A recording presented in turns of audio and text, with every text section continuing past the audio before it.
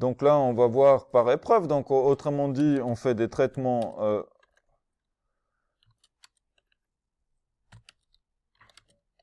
par colonne.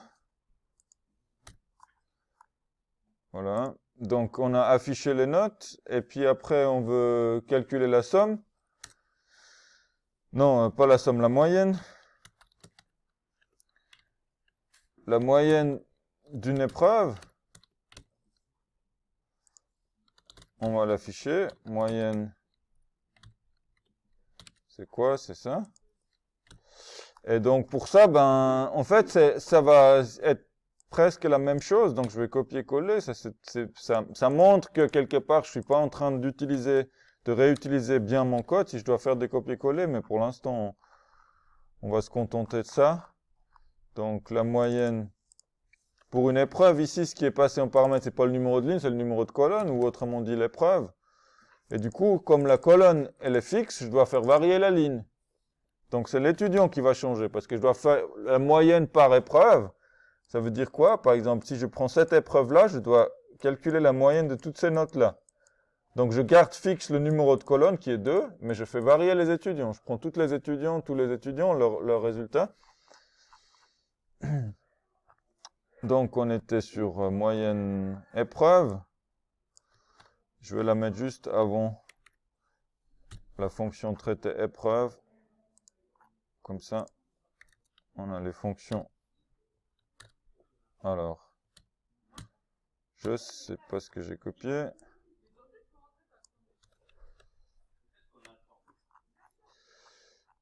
Traité épreuve. Voilà. Donc là, il faut que je fasse gaffe, j'ai fait du copier-coller, c'est pas encore juste, donc c'est l'étudiant. Donc je dois pas prendre les colonnes, je dois prendre les lignes. Autrement dit, je dois prendre note shape de 0. Parce que la colonne, elle est fixe et c'est le nombre d'étudiants, c'est sur les étudiants que je vais varier. Ici, bon, j'ai juste renommé, donc je vais mettre étudiant, ça reste toujours la première dimension, et l'épreuve, ça reste la deuxième dimension. Et puis ici, je dois diviser aussi par le nombre d'étudiants. Donc, qu'est-ce que je fais? J'ai gardé l'épreuve fixée. Vous voyez, l'épreuve, elle est fixée, elle est donnée en paramètres. Ce que je fais varier, c'est les étudiants. Je fais la somme, je divise.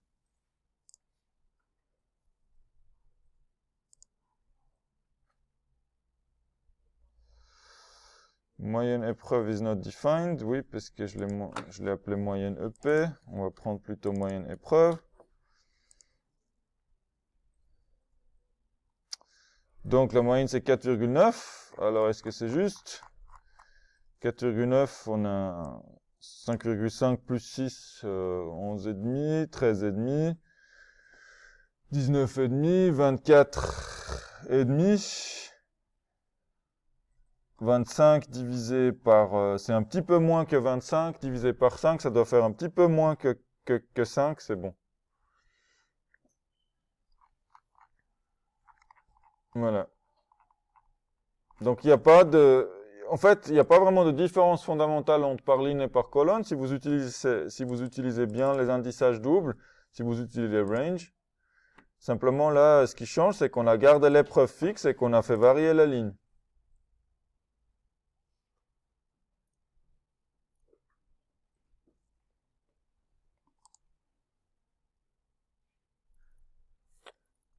Des questions là-dessus? Non? Qu'est-ce qui a été difficile là-dedans, en fait? Parce qu'en fait, moi, j'ai pas fait, en fait, j'ai fait deux définitions qui faisaient tout, en fait. Dans ma définition, j'ai fait deux fonctions qui faisaient tout. Dans ma définition pour les élèves, par ligne, donc, et ça calculait, ça me sortait toutes les notes par ligne, ça m'imprimait la moyenne et le max et ligne par ligne. Ah, on peut faire tout dans la même, hein. Ouais, mais le problème, c'est que moi, du coup, dans la ligne, ça allait bien, dans la colonne, je me suis perdu. Ah, ok. Et puis, ce que j'ai fait, ça ressemble assez au fait, mais ça me donne pas les bons chiffres, en fait. Ok. Alors, il doit y avoir une petite erreur quelque part. Ouais, c'est ça. Alors bon, on pourrait rajouter la moyenne dans la même fonction. Moi, je préfère séparer. Oui, c'est mieux. Alors après, on fait plus de parcours du tableau, mais faudrait voir si vraiment c'est un problème de performance. Je suis pas sûr. À la base, je pense que c'est bien de séparer maximum avant de se préoccuper trop de la performance, parce que voilà. Sinon, on risque de compliquer son code, mais on pourrait faire tout dans la même fonction. Ben, on va peut-être faire sur la, on va dire peut-être maximum épreuve. Qu'est-ce qu'on avait, comment on a dit note min étude, on va l'appeler note max épreuve.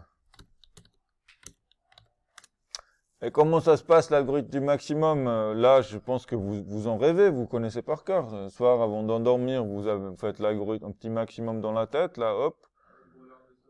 C'est ça? Voilà, vous faites ça à chaque fois. Donc, du coup, qu'est-ce qu'on fait? Ben, vous voulez stocker l'indice ou la valeur? Vous voulez savoir quel est l'étudiant ou l'étudiant qui a eu le meilleure note, ou vous voulez savoir la valeur ou les deux? Moi, j'ai mis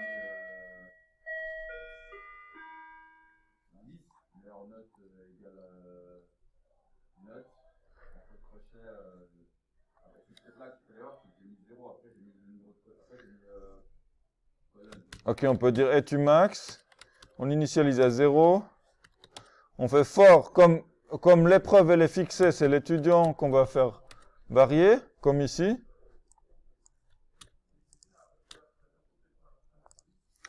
Et puis, ben, on dit quoi? On fait le if. Comme c'est le max, il faut dire plus grand. If note de étudiant et épreuve est plus grand que la note de l'étu max.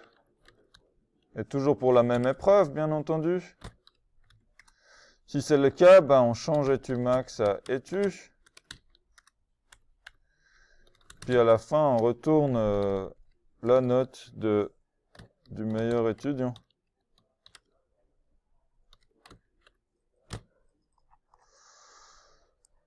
Et on dit meilleure note.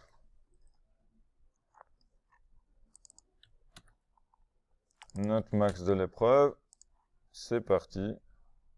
Meilleure note est 6. Voilà. Est-ce que vous avez des questions là-dessus? Non? Alors je vais m'arrêter là, je vais mettre la vidéo.